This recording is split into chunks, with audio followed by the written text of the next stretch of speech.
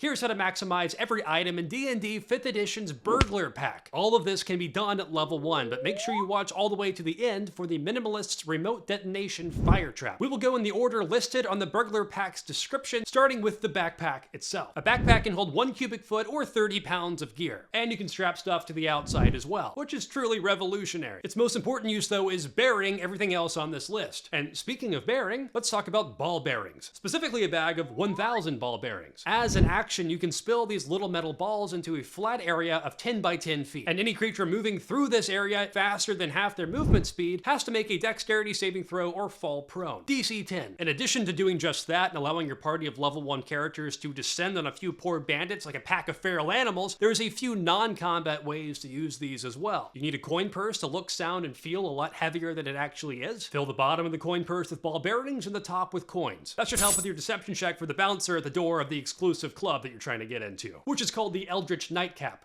Of course. Need to find a gentle slope in the ground, perhaps to find a way down or to a hidden doorway. Drop a few of these on the ground and see where they go. But if you're feeling ingenious, target one of these with the light cantrip and throw it somewhere you need to go that's currently very dark. Down a chasm, hallway, or other dark and scary area that you need to illuminate before you go in yourself. You have 1,000 of these, so if you lose one, it's no big deal. Now, I don't mean to string you along, but also I do. Because next is string. 10 feet of string to be exact, which is great for channeling your inner paranoia. String can be useful to determine whether something's been tampered with over time. Secure it to a door, the lid of a chest, or anything else that can be opened. If the string is broken, disturbed, or otherwise just missing, then you know something is amiss. But if you track spell components, you can use a bit of string and a bit of wood to cast the first level spell Unseen Servant. The spell does not specify how much string you need, so 10 feet of string should last you quite a while. There's obviously other uses for string, like garment repair and other stuff, but that's not nearly as fun. But let me know if this rings a bell. It's a bell.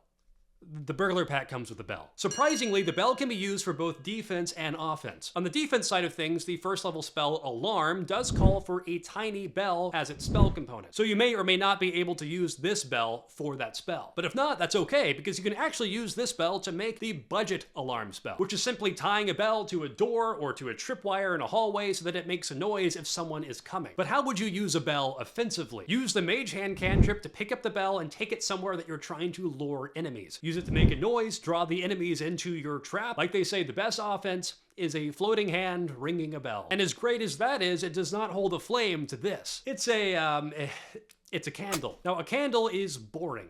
At least, so you thought. When lit, candles emit a bright light in a 5-foot radius and then a dim light in an additional 5 feet. And this lasts for 1 hour. So in addition to a small light source, if you ever find yourself underground with no access to natural light or any other means of telling time, you could, in theory, burn a candle to track the passing of an hour. Some DMs might consider that to be a bit meta, but I would personally allow it. Now listen, I don't want to pry, but have you ever seen a drinking establishment for a corvid? Because I have, and it's called a crowbar. Using a crowbar grants advantage on strength checks whenever you can make use of its leverage. This is a burglar's pack, so obviously you can use a crowbar to break into places to steal things. Like more ball bearings, for example. But also if you find yourself in a Jack Sparrow situation where you need to zipline across a rope or something similar, the crowbar, being a solid piece of metal, is great for just that. So, oh wait, what time is it?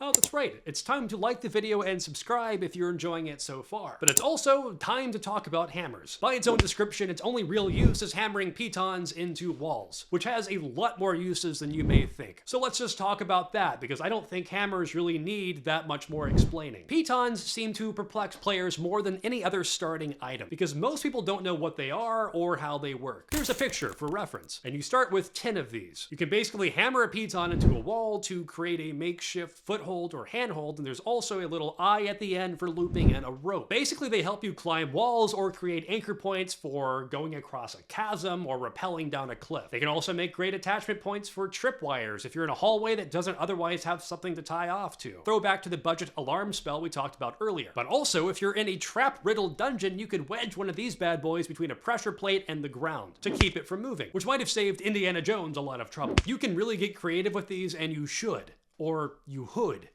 As in, Hooded lantern. This is a lantern that when filled with oil can light up to a 60-foot radius, which is a lot. But you can also lower its hood to reduce that radius to 5 feet, which is great if you still need immediate light but are trying to be a lot more stealthy. But then again, if you have access to the light cantrip, I would just use that on a ball bearing and put that in the lantern instead. The radius is a bit smaller, but I think it's worth it because you're not burning any oil, because oil is flammable, and we like flames in places where they're not supposed to be. That's foreshadowing for right now. The Flask of Oil actually has quite a long description, so here's a summary. You can use an action to toss oil on an enemy who's within 5 feet of you. You can also make a ranged attack to break the bottle on an enemy within 20 feet of you. Both results in the creature being covered in oil. However, you can also just pour the oil on the ground in a 5x5 square. And then you can either light the ground or the creature on fire, depending on which one's covered in oil. So if an oiled up creature takes any fire damage, they now take an additional 5 fire damage on top of that because their body is covered in a flammable oil. And to me, 5 damage seems really mild, but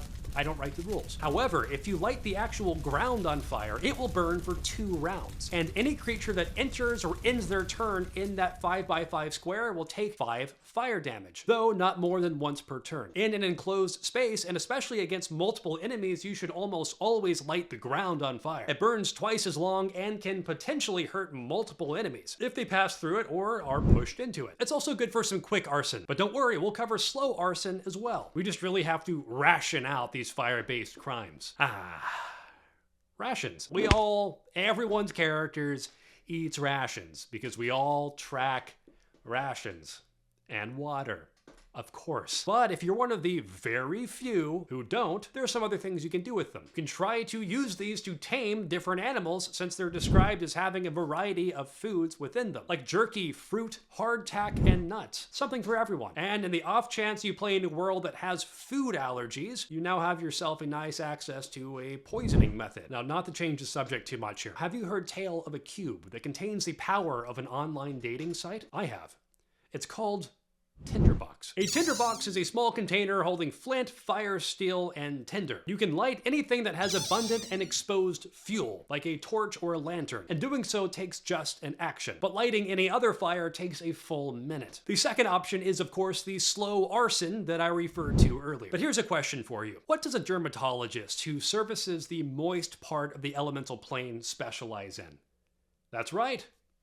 Waterskin. A waterskin holds 4 pints of liquid. This is 4 pints of liquid, in case you didn't know. Actually quite thirsty by this point. It could be water, it could be alcohol, it could be blood, if you have a way to stop it from coagulating. Though if you've been playing with fire as often as I've been suggesting that you should, you might want it to be water. Or hey, more oil. If this is starting to feel like it's dragging on, it's not the jokes. It's the fact that you're most likely actually being dragged behind a horse with 50 feet of hempen rope, and this video is just a figment of your concussed imagination. But while I'm here, 50 feet of hempen rope. Did you know that your hempen rope has an HP of 2 and can be broken with a DC 17 strength check? Now you do. You could use it to hold a trap above a corridor and have an archer shoot it down. You can tie up enemies with it. You can make a more robust tripwire tied between 2 Pitons on the ground to actually trip someone. You could rappel down a cliff with it. I don't know. Hempen rope is probably the most used item in any D&D starting equipment bag. So I would personally like to hear your best use for it in a campaign so far. And you can put that in the comment section below to inspire others. And me. And on the topic of sharing, it's time for the minimalist remote detonation fire trap that I referred to at the beginning of this video. Let's say you want to set a trap that just so happens to ignite your enemies. You pour oil on the ground in a hallway or doorway, but you don't want to be right next to it when you ignite it because you really can't hide very well. Well, if you can find a better hiding spot just 10 feet away from the oil, you can prepare the minimalist remote detonation fire trap. To do so, lay a candle in the oil and trim the wax so that the wick itself is touching the oil. Then have a spellcaster hold their action to cast prestidigitation on the candle once an enemy enters the oil. As the candle lights, so does the oil, and thus the trap is triggered. And to stack this even more, you can also lay out your ball bearings right beyond the fire trap. So as the enemies come running out on fire, they may slip and fall for your party to descend on them and tear them apart.